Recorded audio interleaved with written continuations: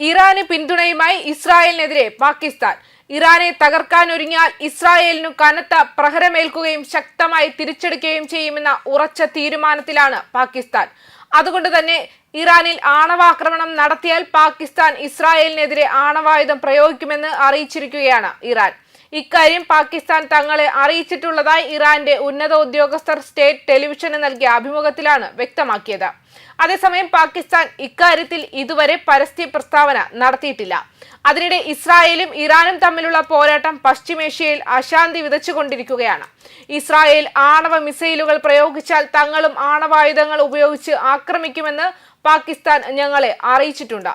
ഇറാന്റെ senior Islamic revolutionary guard corps ജനറലും Iranian ദേശീയ സുരക്ഷാ കൗൺസിൽ അംഗവുമായ മൊഹ്സെൻ റസായി വ്യക്തമാക്കി. ഇസ്രായേലിനെതിരെ മുസ്ലിം ഐക്യത്തിന് ആഹ്വാനം ചെയ്ത് പാകിസ്ഥാൻ ഇറാന്റെ പിന്നിൽ നിൽക്കുമെന്ന് പ്രതിജ്ഞയെടുക്കുകയും ചെയ്തു. മുസ്ലിം രാഷ്ട്രങ്ങൾ ഇസ്രായേലിനെതിരെ ഒന്നിക്കണമെന്നും അല്ലെങ്കിൽ ഇറാനും പാലസ്തീനും യമനും നേരിടുന്ന അതേ വിധി അവർക്കും നേരിടേണ്ടി വരുമെന്നും പാക് പ്രതിരോധ മന്ത്രി ഖ്വാജ ആസിഫ് കഴിഞ്ഞ ദിവസം ദേശീയ അസംബ്ലിയിൽ പറഞ്ഞിരുന്നു. ഇസ്രായേലുമായി നയതന്ത്ര ബന്ധം പുലർത്തുന്ന മുസ്ലിം രാഷ്ട്രങ്ങൾ ബന്ധം വിച്ഛേദിക്കണമെന്നും ജൂതരാഷ്ട്രത്തിനെതിരെ സംയുക്ത തന്ത്രം രൂപവൽക്കരിക്കുന്നതിന് ഓർഗനൈസേഷൻ ഓഫ് ഇസ്ലാമിക് കോഓപ്പറേഷൻ യോഗം വിളിക്കണമെന്നും ആസിഫ് ആവശ്യപ്പെടുകയും ചെയ്തു. കൂടാതെ ഇറാന്റെ തലസ്ഥാനമായ ടെഹ്റാനിൽ തുടർച്ചയായി കാർ ബോംബ് സ്ഫോടനങ്ങൾ നടന്നത് പരിഭ്രാന്തി സൃഷ്ടിച്ചിരിക്കുകയാണ്. 5 കാർ ബോംബ് സ്ഫോടനങ്ങളാണ് ടെഹ്റാനിൽ നടന്നത്. ഈ സ്ഫോടനങ്ങളിൽ കൊല്ലപ്പെട്ടത് ആണവ ശാസ്ത്രജ്ഞനാണെന്നാണ് റിപ്പോർട്ടുകൾ സൂചിപ്പിക്കുന്നത്. ഇറാനിൽ നിന്നുള്ള മാധ്യമ റിപ്പോർട്ടുകൾ അനുസരിച്ച് ഇതുവരെ 14 ആണവ ശാസ്ത്രജ്ഞരാണ് വിവിധ ആക്രമണങ്ങളിലായി കൊല്ലപ്പെട്ടത്. ടെഹ്റാനിലെ ആണവ പദ്ധതിക്കും സൈനിക വ്യവസായങ്ങൾക്കുമെതിരായ ഇസ്രായേൽ നടപടി 3-ാം ദിവസവും തുടരുന്നതിനിടെയാണ് ആക്രമണങ്ങൾ ഉണ്ടായത്. ടെഹ്റാനിൽ ഞായറാഴ്ച ഉച്ചകഴിഞ്ഞ് വ്യാപകമായ ഇസ്രായേലി വ്യോമ ആക്രമണങ്ങൾ റിപ്പോർട്ട് ചെയ്യപ്പെട്ടിട്ടുണ്ട്. രാജ്യത്തിന്റെ തെക്ക് ഭാഗത്തുള്ള ഷിറാസിലെ ഇറാനിയൻ സൈനിക കേന്ദ്രങ്ങൾക്ക് നേരെയും ആക്രമണങ്ങളുണ്ടായി.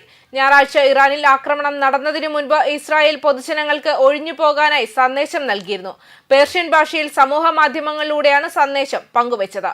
സൈനിക ആയുധ നിർമ്മാണ സൗകര്യങ്ങളിലും അവരുടെ സഹായ സ്ഥാപനങ്ങളിലുമുള്ളവരെല്ലാം പ്രദേശങ്ങളിൽ നിന്നും ഒഴിഞ്ഞു പോകണമെന്നും ഇനിയൊരു അറിയിപ്പ് ലഭിക്കുന്നതുവരെ തിരികെ വരരുതെന്നുമായിരുന്നു ഇസ്രായേൽ പ്രതിരോധ സേനയുടെ അറബി ഭാഷാ വക്താവ് കേണൽ അവിജയ് അദ്രൈ ഇറാനിയൻ ജനതയ്ക്ക് നൽകിയ സന്ദേശം. IDF പേർഷ്യൻ ഭാഷാ വക്താവ് മാസ്റ്റർ സാർജന്റ് കമാൽ പെൻഹാസിയും അപകടകരമായ മേഖലയിൽ നിന്നും ഒഴിഞ്ഞു പോകാൻ പൊതുജനങ്ങളെ അറിയിച്ചിരുന്നു. അതേസമയം പ്രകോപനം തുടരുന്ന ഇറാന് താക്കീതുമായി അമേരിക്കൻ പ്രസിഡന്റ് ഡൊണാൾഡ് ട്രംപും രംഗത്ത് വന്നിരുന്നു.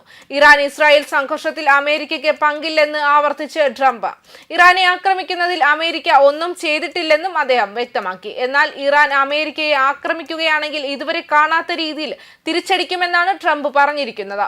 ഇറാൻ ഏതെങ്കിലും തരത്തിൽ ഞങ്ങളെ ആക്രമിച്ചാൽ മുൻപ് കാണാത്ത രീതിയിൽ അമേരിക്കയിലെ സേനയുടെ ശക്തി ഇറാന്റെ മേൽ പതിക്കും. എന്നിരുന്നാലും ഇറാനും ഇസ്രായേലിനും ഇടയിൽ എളുപ്പത്തിൽ ഒരു കരാറിലെത്താനും രക്തരൂക്ഷിതമായ സംഘർഷം ഇല്ലാതാക്കാനും സാധിക്കുമെന്നും ട്രംപ് വ്യക്തമാക്കി.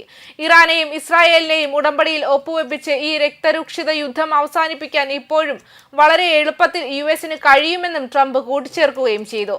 നേരത്തെ ഇറാന്റെ എണ്ണപ്പാടങ്ങളിലും മിസൈൽ കേന്ദ്രങ്ങളിലും ആയുധ സംഭരണശാലകളിലും ഇസ്രായേൽ ആക്രമണം നടത്തിയിരുന്നു. ഇതിന് തിരിച്ചടിയായി ടെൽ അവീവ് അടക്കമുള്ള ഇസ്രായേൽ നഗരങ്ങളിൽ ഇറാനും മിസൈൽ ആക്രമണം നടത്തി. ന്യൂസ് ഡെസ്ക് കർമ്മ ന്യൂസ്.